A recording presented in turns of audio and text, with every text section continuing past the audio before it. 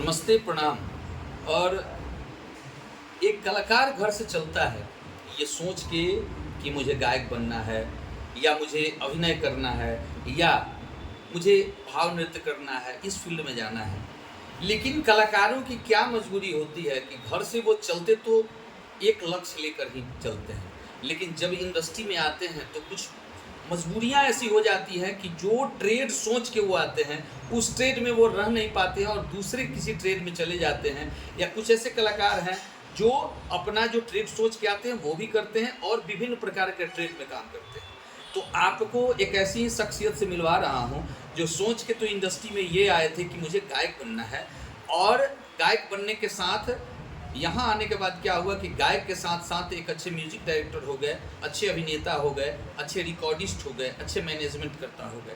तो क्या कुछ हुआ इनके जीवन में, एक बार इनसे पूछते हैं, जानते हैं, अनटच पहलुओं को समझते हैं सबसे पहले। और फिर से एक बार स्वागत है दूसरे एपिसोड में। हमारे साथ मौजूद हैं हमारे छोटे भाई और बहुत ही अच्छे कलाकार आशीष राज श्रीवास्तव। स्वागत है आशीष जी आपका मेरे पेज पे। नमस्ते, प्रणाम। आज मैं आपसे आपके जितने अनटच पहलू हैं जिसको किसी ने छुआ नहीं, वो सच्चाई के रूप में आप बताएं। तो आप सबसे पहले ये बताएं कि आपकी पढ़ाई शिक्षा दीक्षा कहाँ तक हुई? हम इंटर के बाद से हम OT असिस्टेंट कर रहे हैं। क्या सब्जेक्ट था? मेरा साइंस है। तो आशीष जी को कौन सी मजबूरी हुई कि वो करने जाते हैं और 10+2 करते हैं और उसके बाद OT करते हैं, ऑपरेशन थिएटर का ये ट्रेनिंग लेते हैं और उसके बाद क्लास के मतलब वही ये करते हैं, OT का ट्रेनिंग लेते हैं 2 साल। और वो 2 साल ट्रेनिंग लेने के जस्ट बाद देखते हैं कि भाई उनका रूपरेखा जो है वो दूसरे फील्ड में कन्वर्ट होता है। इसका क्या रीजन था? क्या है कि हम जब 6th-7th क्लास में थे। नहीं, अच्छा एक चीज है कि आप करके जब आए OT वाला तो आप ट्रेनिंग किए थे कहीं हॉस्पिटल में? रेणुका हॉस्पिटल में। रेणुका कहाँ पे? रेणुका पटना में। अच्छा। हम national institute of health education research centre जो पटना। तो कितने दिन तक यहाँ तक आप काम किए? मतलब ट्रेनिंग अंदर ट्रेनिंग 20 दिन बस। कैसे कि हमारा जो लक्ष्य था सिंगर बनना था। अरे तो ये OT वाला कैसे हो गया? OT क्या बता रहे, जैसे कि मम्मी एनएम नर्स, पापा का जेनेटिक गुण मेरे में, पापा भी गाते थे। हाँ। तो एक होता है ना, और मेरी बुआ बहुत सपोर्ट करती थी। अब तो नहीं इसके लिए, तो कभी कभी हम गाते थे। तो पापा बोले कि मैट्रिक से ही हम सोचे कि गाएं, एल्बम करें। तो पापा बोले कि मैट्रिक बढ़िया से निकाल लो, उसके बाद तो हम मैट्रिक दिमाग लगा दिए पढ़ाई पढ़ने के बाद। मैट्रिक में हमारा फर्स्ट डिवीजन आया सुबह से। इंटर में पापा बोले चलो मैट्रिक के बाद हम हमारा गवान पापा बोले कि मैट्रिक के प्रमुख वैल्यू ना होला, इंटर कर लो। इंटर के बाद तारा के पूरी छोड़ दीजिए। हम कर दिए, चलो 2 साल इंटर में लगा दिए, पढ़ लिए।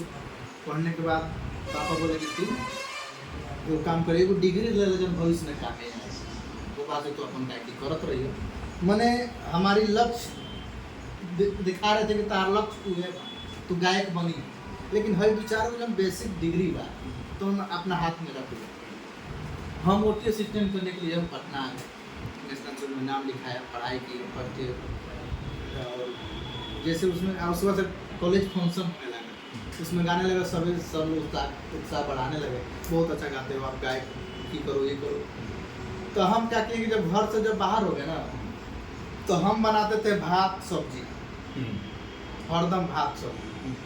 और खाने का पैसा घर से ज़्यादा मिलता था। हम पापा से बोलते थे कि आज मीट खाए तो आज दाल बनाओ वही के पैसा हम बचाते थे, और वही पैसा बचा के हम अपने एल्बम। मतलब आप लोग ये समझिए कि एक लड़का OT का ट्रेनिंग ले रहा है लेकर और कहीं अंडर ट्रेनिंग है लड़का, और क्या करता है कि अपने गार्जियन से घर वालों से झूठ बोलता है कि आज मुझे मुर्गा खाना है, ये खा, मतलब विभिन्न प्रकार के बहाने बनाता है झूठ मूठ का, और वहाँ से इसके अभिभावक, इस लड़के के अभिभावक के द्वारा पैसे मुहैया कराए जाते हैं उस डिमांड की आपूर्ति के लिए। लेकिन ये लड़का वो काम नहीं करता है, ये लड़का वो काम करता है कि उस पैसे को बचाता है, किस लिए? अपनी गायकी करने के लिए। तो ये रहा बात। हाँ, अच्छा, बात तो ओकर बाद से हम पापा से मैं क्या फार्म भरे के बाद अच्छा 200-150 रुपया लगा था, वो ना दिया जाए। बिटोरते बिटोरते हम 2 महीना 3 महीना में 4000-5000 रुपया करते थे। वाह। और 4000-5000 बिटोर के हम जहाँ जाते थे तो पिंकू बा से मेरे जीवन का फर्स्ट बार अगर एल्बम दुनिया में आया तो पिंकू बा, उन्हीं से मार्गदर्शन है। तो पिंकू बा उस समय लक्ष्मी स्टूडियो पर गवाए 5000 में एक गीत में गाया, 5000 उस समय दिया गया। एक गीत वो भी ट्रैक पर गाया। कौन सा गाना था वो जो आपके जीवन का सबसे पहला गाना कौन सा था? अरे देखो ही लगत या छोटे रे, यही गीत आया था। वाह, क्या तो वो वाला था। हाँ, हाँ। उसके बाद सेट होता कि गरीब जन के हम के दगा जन दी हा, अब तू ही दिहन दर्द ता तू ही दवा दी हा, जाहिद राजा जी की। तो उस समय 5000 हम लोग एगो गा लिए। 1 महीना 2 महीने के बाद फिर क्या हुआ कि मेरी बहन का शादी तय हुआ 2014 में।